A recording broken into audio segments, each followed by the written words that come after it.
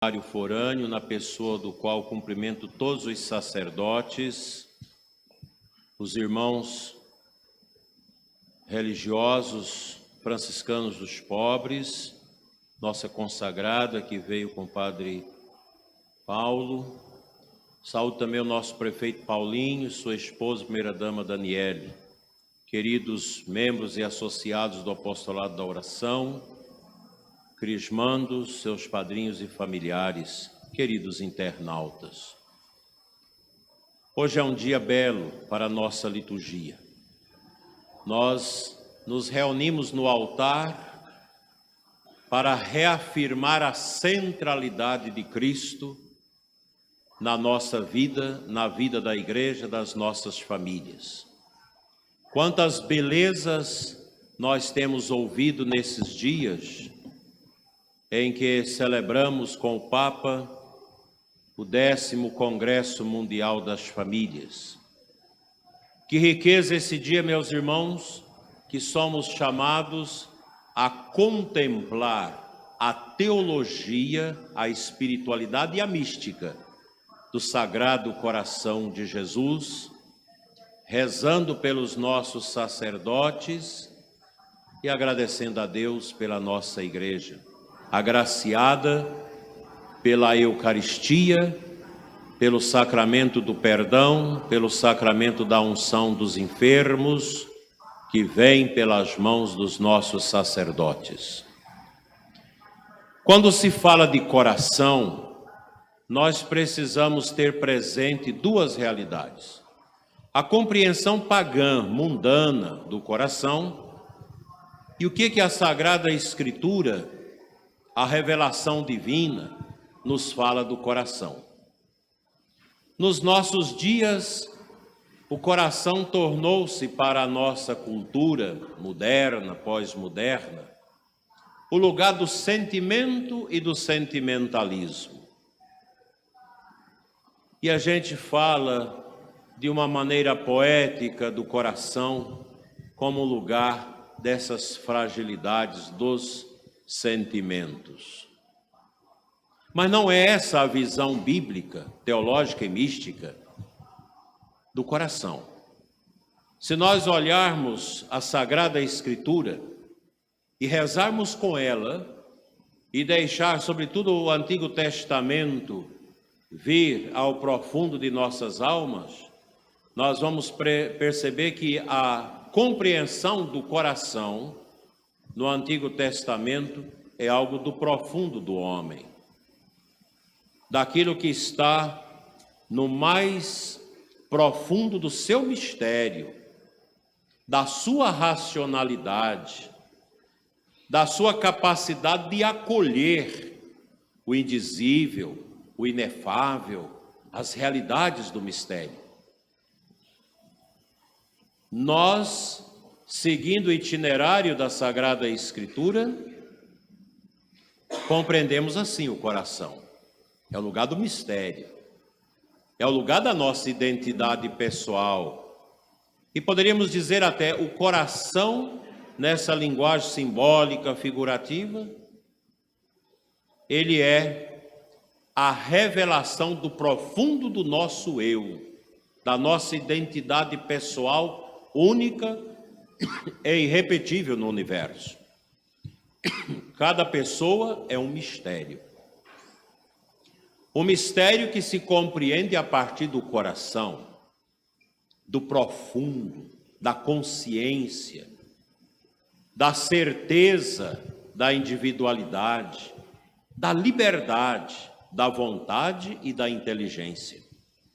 Biblicamente, o coração é esse cofre, esse depósito destas capacidades humanas maravilhosas que revelam que nós viemos de Deus, pois somente o animal humano, que tem uma alma imortal, criada por Deus, é capaz de ter essas qualidades, a inteligência, a vontade, a liberdade e, acima de tudo, a capacidade do amor. O coração deve ser a ressonância do amor. E o amor, meus irmãos, não é um sentimentalismo. Por isso, quando nós escutamos nos programas, no cinema, nas novelas, vamos fazer amor, esse não é o amor bíblico, não é o amor do coração do homem e da mulher de Deus, e sobremaneira do coração de Cristo. Porque esse é um amor superficial, sentimentalista, que não agrega, meus irmãos, a grandeza daquilo que é a pessoa humana. Nós precisamos olhar para dentro de nós e entender que nós não somos qualquer coisa. Nós somos a imagem e a semelhança de Deus. Nós somos gente que está dentro de uma dinâmica do respeito, da ética, da vivência dos mandamentos, a moral. Nós estamos dentro do mistério.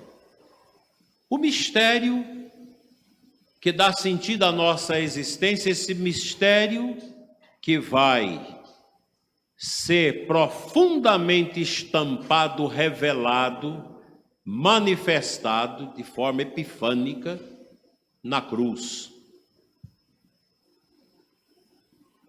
Então, o nosso coração é esse mistério, é esse mundo interior nosso, que às vezes a gente nem conhece.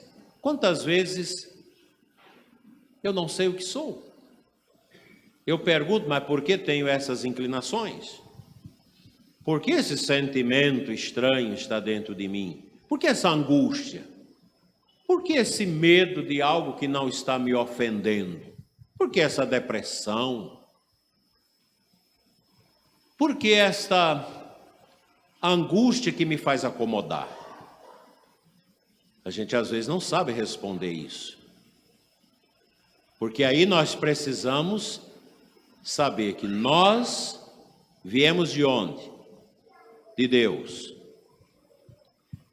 Nós somos o quê? Nós somos a imagem e a semelhança de Deus. Para onde estamos indo? Para aquele oásis que brotou do coração de Cristo ferido na cruz. A água e o sangue,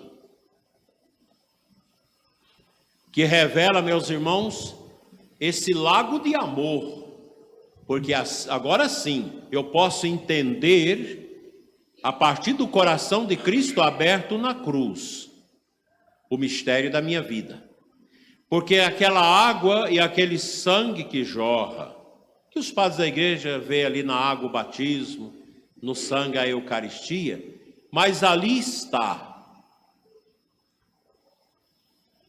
esta enchente de amor, esse rio de água viva que vem, meus irmãos, do coração do Pai eterno, a quem Jesus entregou e direcionou toda a sua vida, porque ele diz: eu e o Pai somos um. Quem me vê, vê o Pai. Tudo que faço é por amor ao Pai. Então, se vocês me perguntam, mas qual o sentido desta água, desse sangue, eu diria, ali nós temos uma cachoeira de misericórdia que vem não do coração de Jesus apenas, mas do coração eterno da Trindade, do Pai eterno. O amor que escorre, a misericórdia que nos alcança. Isso é grandioso. O Sagrado Coração de Jesus nos leva a meditar sobre essas coisas tão belas e tão profundas. Nosso Senhor, que apareceu a Santa Margarida Maria de Alacoque, mais ou menos como esta imagem que nós ostentamos nas nossas igrejas do Sagrado Coração, a gente vê o Cristo com o manto vermelho, que é o sinal do amor, da fortaleza, desta aliança de Jesus conosco através do seu sangue. Nós vemos um coração vermelho banhado em sangue, que escorre. E nesta imagem nós contemplamos esse coração cujo sangue escorre. Sinal da dor de Deus e de Cristo pelos nossos pecados. Há uma coroa de espinhos que circunda o coração de Cristo na imagem, visualizada por Santa Margarida Maria, que mostra a paixão, a dor de Deus por causa dos nossos pecados. E em cima do coração a chama e a cruz, que recorda para nós que o amor de Deus é maior do que o nosso pecado, que a misericórdia dele ultrapassa os nossos julgamentos. Nós somos fracos, nós não compreendemos bem o amor de Deus, a misericórdia de Deus. Por isso ontem foi cometido lá no Paraná um assassinato de uma criança de 7 meses no ventre de uma menina de 11 anos, através de um aborto. O coração de Jesus sangra por causa dos abortos, que o aborto é uma ignomínia, é um infanticídio. Se tirar a menina através do aborto é tão complicado, é tão difícil, por que não tirar a criança viva depois do tempo? Os dois movimentos são os mesmos, tanto de tirar a criança morta, quanto de tirar a criança viva. Mas aí entra em cena as feministas, tremendas, algumas ricas. Entra em cena políticos importantes, autoridades, artistas, jornalistas. Eu ouvia um jornalista de uma rádio, que não me lembro agora, fazendo considerações sobre isso, que eu fiquei pasmo de saber que um homem daquele tem um microfone na mão para falar tanta besteira, tanta asneira, e projetar uma perseguição contra a juíza, que no primeiro momento deu um parecer negativo ao aborto por causa da idade da criança.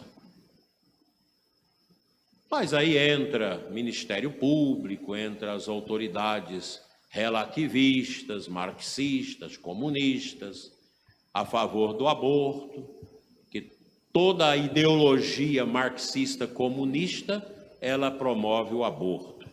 Por isso é comum a gente escutar na televisão candidatos dizer: eu sou a favor do aborto como direito da mulher. Ninguém tem direito sobre a vida. E ali o coração de Jesus sangrou.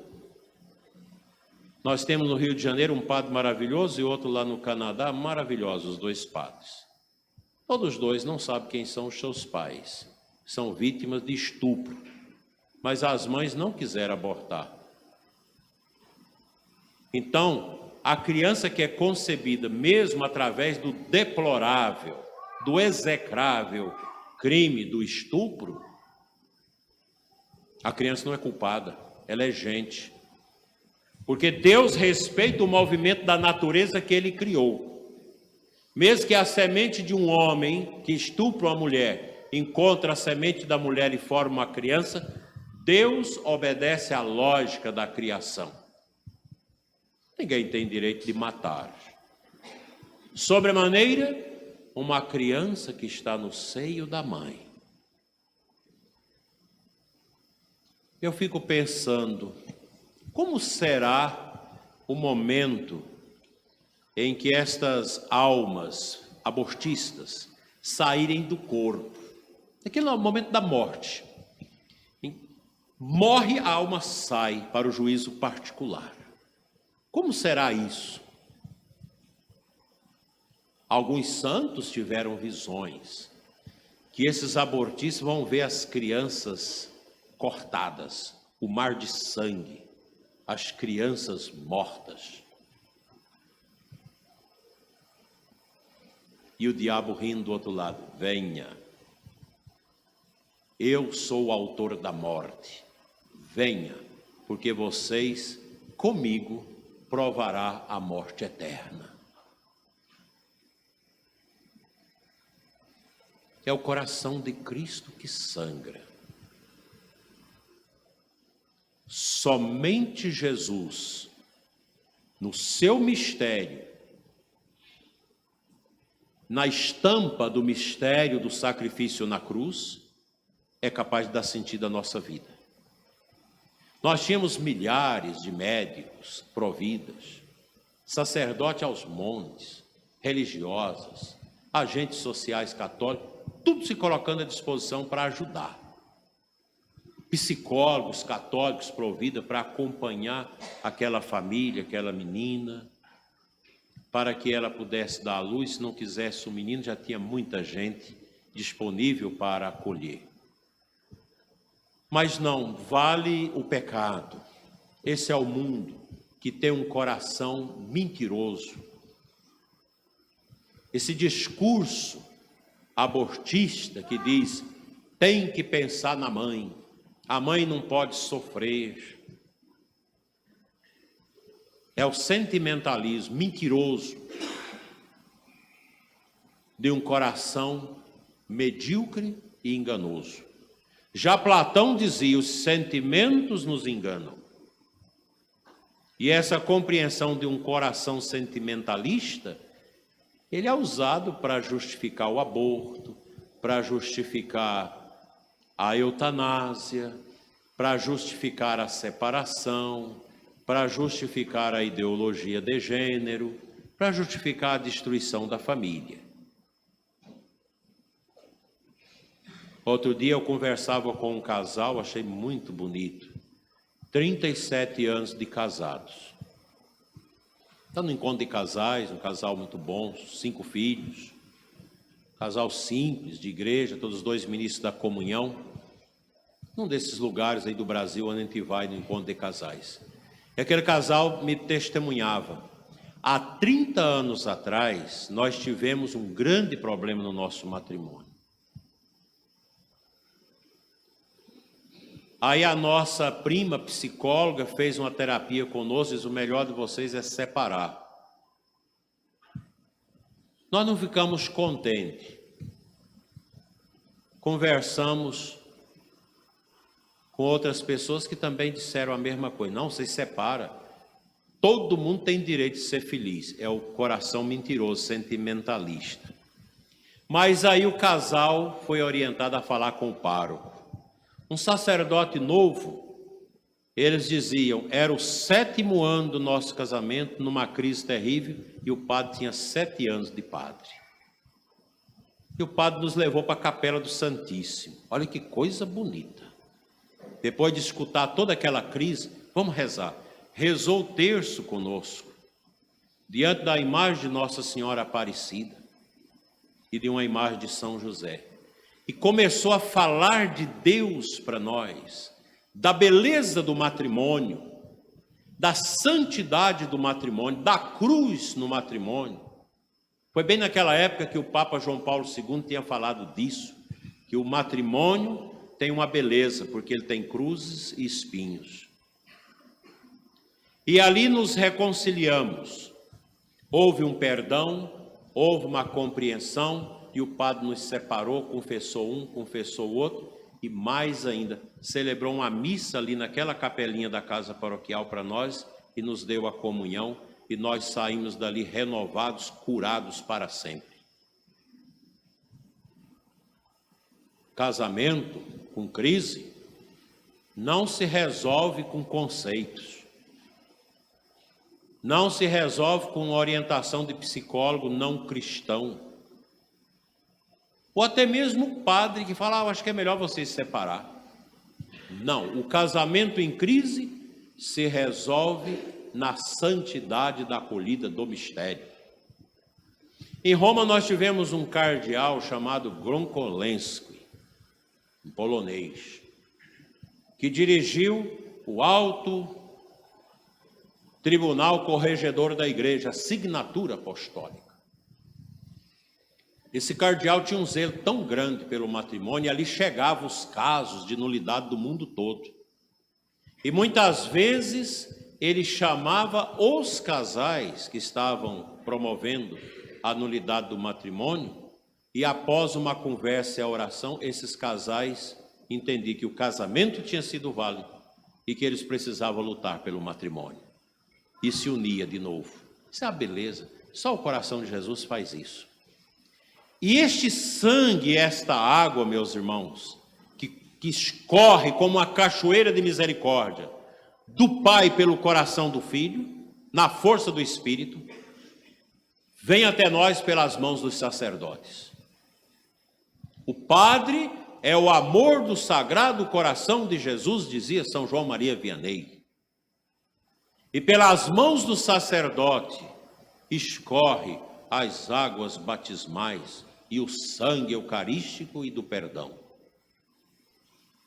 O sacerdote é absolutamente necessário na igreja, pois assim quis nosso Senhor. Nem o Papa, nem os bispos, nem os cardeais podem decidir pelo fim do sacerdócio na igreja, porque seria atentar-se contra o direito divino dado por nosso Senhor. Então Jesus quis na sua igreja os padres. E é Ele que chama, é Ele que acolhe. E o sacerdote é chamado a olhar para o Sagrado Coração de Jesus. A nossa missão sacerdotal é servir a esse coração sacrossanto, a contemplar as gotas de sangue que caem desse coração ferido, que é a dor de Deus pelo pecado da humanidade. A humanidade está apodrecendo no pecado. O pecado possui um salário, que é a morte, como diz São Paulo. E aqui entra em cena o bom e santo sacerdote.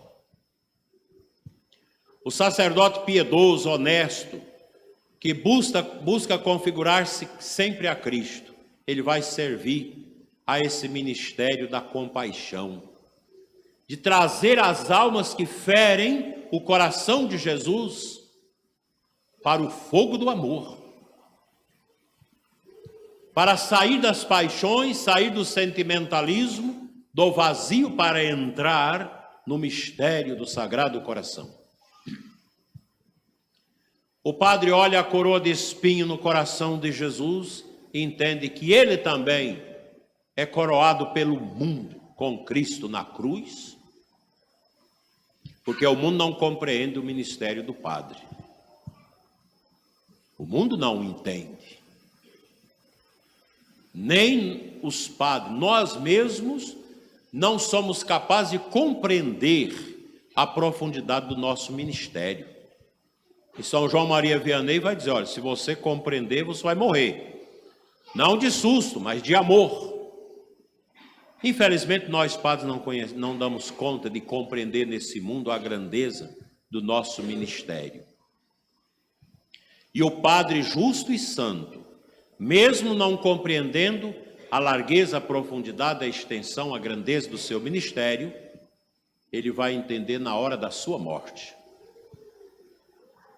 Eu vi um bispo morrer na minha frente. É uma cena que eu nunca esqueço. Um bispo santo, Dom Alano Maria Dunadé, bispo emérito de Porto Nacional, que morreu em dezembro de 1986, 85, 86, não me lembro agora. Eu estava passando ali e chamaram, vamos rezar. Aquele bispo com um olhar simples, idoso, pobre, numa cama tão pobre, num quarto tão humilde. Ele que era filho de família abastada na França, descendente da condesa, não sei das quantas, morrendo ali pobre, com um olhar tão bonito. E ele fez o gesto que queria a cruz no seu peito. Então alguém trouxe a cruz, o crucifixo, colocou no peito do bispo. Nós começamos a cantar o ofício da Santíssima Virgem, que amanhã nós vamos lembrar o seu Imaculado Coração. Alguém trouxe a vela bonita e colocou na mão, e nós fizemos a oração de entrega de um coração sacerdotal santo. O que esse homem viu depois que saiu do corpo? Cristo, com seu amado coração sacerdotal, o acolhendo. Na glória ou no paraíso? Esse é o nosso caminho. E eu quero dizer aqui para os meus queridos padres, também pelos padres da nossa diocese, por aqueles sacerdotes que porventura acompanham essa celebração, que não há nada nesse mundo que se equipare à missão do padre. Quando a gente vai nos cartórios para fazer os procedimentos de documentos, eles perguntam qual a sua profissão. O sacerdócio não é uma profissão, é uma missão. O padre é um servidor do mistério. Ele serve aquilo que ele ama, mas que ainda nem compreende. Feliz a alma que diante de um padre confessa os seus pecados com fé e contempla a mão do padre levantada e dizendo: eu te absolvo em nome do Pai, do Filho e do Espírito Santo. Quando uma confissão bem feita na frente de um sacerdote, pode até o sacerdote não ser santo, mas que esta oração da absolvição acontece, o padre traça o perdão, naquela hora o inferno treme, Satanás se contorce, geme de ódio, porque o demônio odeia a confissão e odeia os padres que atendem as confissões. Não há algo que pague esse momento. Bem, aquele momento em que o padre se encurva como bom samaritano sobre o enfermo para ungí-lo nas mãos e na cabeça, com óleo da força interior para bem entrar no céu. Não há, meus irmãos, nada que possa compreender o momento que o padre, estendendo as suas mãos sobre as oblatas do pão e do vinho, fazendo a oração da epíclese, invocando o Espírito Santo e rezando as palavras da consagração instituídas por Jesus. E a gente sabe, naquele tão singelo pão e naquele tão singelo vinho, agora a essência dessas oblatas foi transubstanciadas no corpo e no sangue do Senhor, atualizado o sacrifício da cruz. Agora a oferta ao Pai, que a igreja faz através do sacerdote, da Santa Missa, lugar de amor, de louvor, de perdão e de adoração. Quão belo, meus irmãos, o sacerdote diante do jovem casal, orientando para o matrimônio, depois dando a bênção matrimonial, porque não é o padre que faz o casamento, mas os noivos, nas visitas, nos trabalhos, nas reuniões. Quantas vezes, às vezes, o padre até é humilhado, leigos que acham que sabe mais do que tudo, que não sabe, às vezes, nem respeitar a palavra do sacerdote. Mas é assim que o sacerdote compreende o sagrado coração de Jesus, que arde de amor por nós. Que o Imaculado Coração de Maria, a Santíssima Mãe dos Sacerdotes, nos ajude a nós, pobres padres, a compreender a nossa missão, o nosso ministério e a nunca desanimar com a cruz do povo e a nossa, que carregamos sobre os ombros. Que Deus abençoe os nossos padres, santifica-os com a saúde do corpo e da alma, e abençoe os padres do mundo inteiro, Que a nossa igreja vença as crises, as tentações e as coisas medonhas desse tempo e possa nos levar ao céu pelas mãos dos sacerdotes. Amém. Aleluia.